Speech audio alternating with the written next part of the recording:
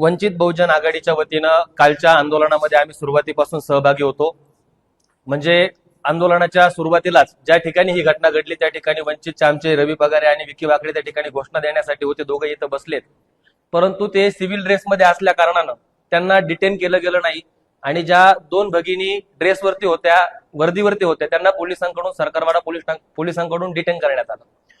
त्यानंतरची सगळी प्रक्रिया आपण टीव्हीवरती काल दिवसभरामध्ये बघितली आहे आणि माधवी जाधव यांनी आणि सौपुरे मॅडम या दोघींनीही अॅट्रॉसिटीचा तक्रार अर्ज हा सरकारवाडा पोलीस स्टेशनला जमा केलेला आहे।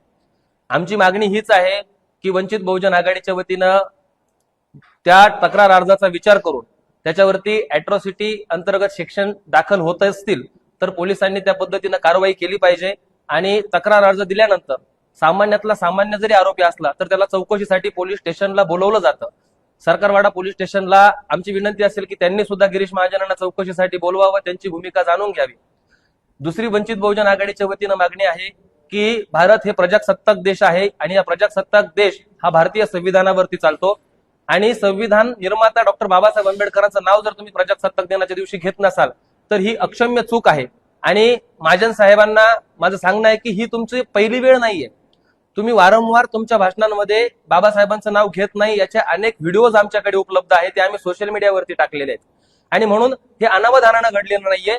गिरीश महाजन ही गोष्ट जाणीवपूर्वक करताय आणि म्हणून आजच्या पत्रकार परिषदेच्या माध्यमातून आमचं गिरीश महाजनांना आव्हान आहे की महाजन साहेब, तुम्ही जळगाव मधून येऊन नाशिकमध्ये या ठिकाणी नको तो हस्तक्षेप करताय।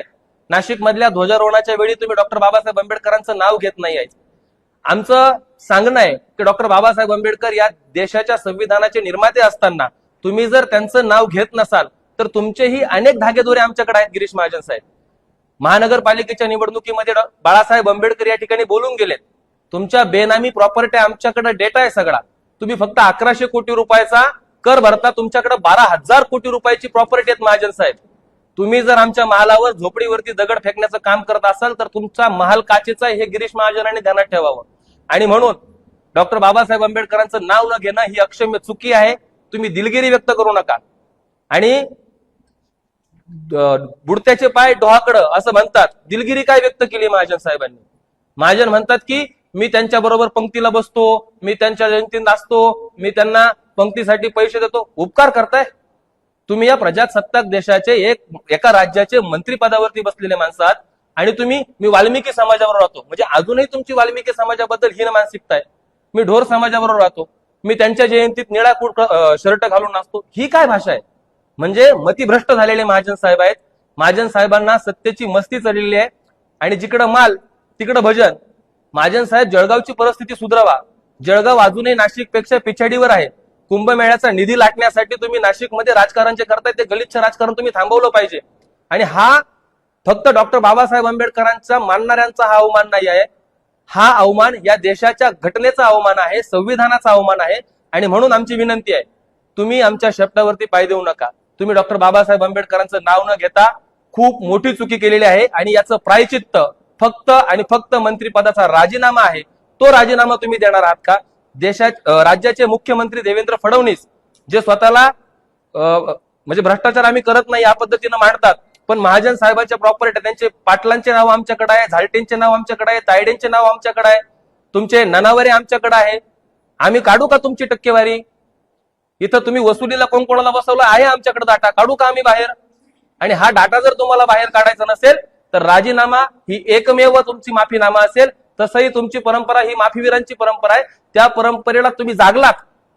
पण आता आमची भूमिका ही आहे की महाजन साहेब, फक्त दिलगिरी ही याच्यावरती उपाय नाही आहे। तुम्ही बाबासाहेब आंबेडकरांचं तुमच्या कोणत्याही भाषणात नाव घेत नाही, तुम्ही बाबासाहेब आंबेडकरांचं प्रजासत्ताक दिनी दिवशी दिलेल्या भाषणामध्ये हे नाव घेतलेलं नाही। आम्ही वंचित बहुजन आघाडीच्या वतीनं नाशिक जिल्ह्याच्या वतीनं मागणी करतोय की तुम्ही तुमच्या कुंभमेळी मंत्रिपदाचे अनकॉन्स्टिट्युशनल आहे, ते असंविधानिक पद आहे, त्या पदाचा तुम्ही राजीनामा द्यावा, तुम्ही मंत्रिपदाचा राजीनामा द्यावा आणि सुखरूप आपल्या जळगावचं राजकारण सांभाळावं। तुम्ही डॉक्टर बाबासाहेब आंबेडकरांचं नाव न घेता राजकारण करू शकत नाही, त्या पदावर राहण्याची तुमची पात्रता नाही। 1000 कोटींचा जो आरोप केलेला आहे त्या दिवशी श्रद्धेय बाळासाहेब आंबेडकर नाशिकच्या सभेमध्ये आले होते आणि त्यांनी महाजन साहेबांना सांगितलं होतं की गिरीश महाजन, आम्ही तुम्हाला निवडणूक संपल्यावरती रिटर्न गिफ्ट देणार आहे। आता ही रिटर्न गिफ्ट देण्याची सुरुवात आहे, डेटा आहे, आकडेवारी लवकरच आम्ही तुमच्या समोर मांडू। गिरीश महाजनांनी माफी मागावी ही आमची आत्ताची माफक अपेक्षा आहे. प्रकरणामध्ये राजकारण नको असेल तर त्यांनी संन्यास घ्यावा आणि साधू म्हणून कुंभमेळ्यात यावं. तुम्ही प्रत्येक गोष्टीचं राजकारण कराल, तुम्ही प्रत्येक गोष्टीला राजकीय दृष्ट्या बघाल. तुम्ही इथं श्रीमंत सगळी माणसं फोडून काँग्रेस राष्ट्रवादीचा स्वतःचा पक्ष चालवताय. तुम्ही राजकारण करत नाही का? तुम्ही बडगुजरांसारख्यांना पक्षात घेऊन तुम्ही राजकारण करत नाहीये का? तुम्ही धुतल्या तांदळाचे आहात का? आम्ही बाबासाहेब आंबेडकरांना मानणारा, बाबासाहेब आंबेडकरांचा वैचारिक एक सामाजिक आणि राजकीय हेतू म्हणून आम्ही इथं जर बोलत असू तर तुम्हाला त्याच्यामध्ये राजकारण दिसतंय का? माझं महाजन साहेबांना खुलं आव्हान आहे की आम्ही जर राजकारण करत असू तर आम्ही तत्वाचं राजकारण करतोय. आम्ही बाबासाहेबांच्या नावावरती राजकारण करत नाहीये. तुम्ही नाव न घेता चुकी केली आहे म्हणून आम्ही बोलतोय. तुमची मती भ्रष्ट झाली नसती, तुमची मती जर जागेवरती असती तर तुम्ही बाबासाहेबांचं नाव घेतलं असतं. आणि मी हे मुद्दा म्हणून सांगतोय की तुम्ही वारंवार ती गोष्ट करताय म्हणून आम्ही बोललोय. आणि त्यात प्रजासत्ताक दिनाच्या दिवशी तुम्ही ही गोष्ट करताय म्हणून आम्हाला बोलावं लागतंय.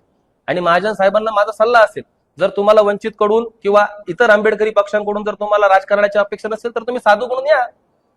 असे तुमचे काय धंदे चालतात आम्हाला माहिती आहे नाशिकमध्ये.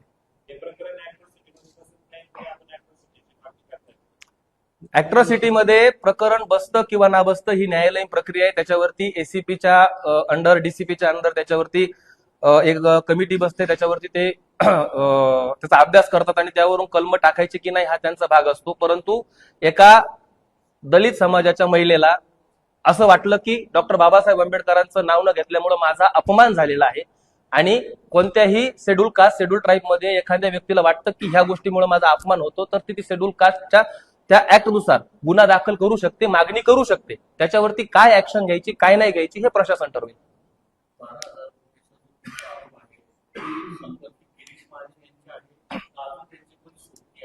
आहेत ना साहेब, त्यांचे सोबती म्हणजे त्यांचे घरातले, त्यांचा मुलगा आहे, त्यांची बायको आहे, त्यांचे पर्सनल पी आहेत, त्यांचे नाशिक मधले काही सहकारी आहेत.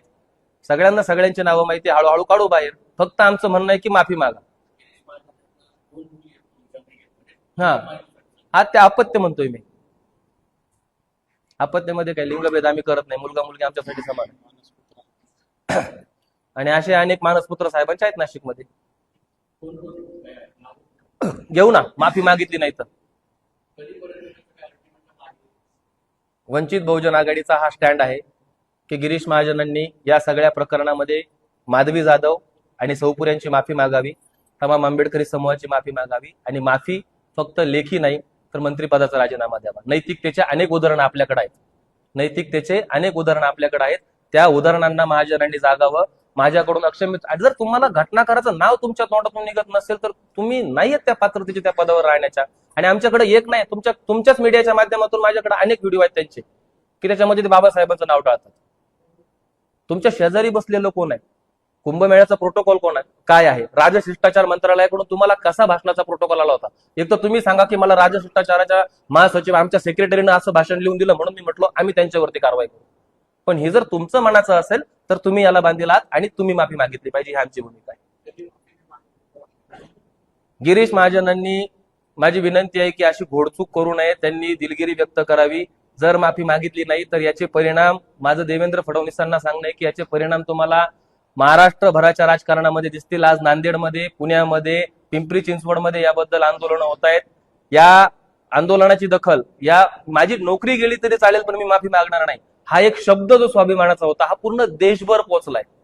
आणि जर एका माणसासाठी तुम्ही त्याला प्रोटेक्ट करण्यासाठी जर काही गोष्टी करत असाल तर याचे पडसाद पूर्ण महाराष्ट्रभर तुम्हाला भोगावे लागणार आहे. मग याचे पडसाद भोगायचे की गिरीश महाजनांवरती पक्षांतर्गत कारवाई करायची की गिरीश महाजनांनी स्वतःनं माफी मागायची, हा त्यांचा वैयक्तिक प्रश्न आहे. सगळ्यात महत्वाची गोष्ट की जे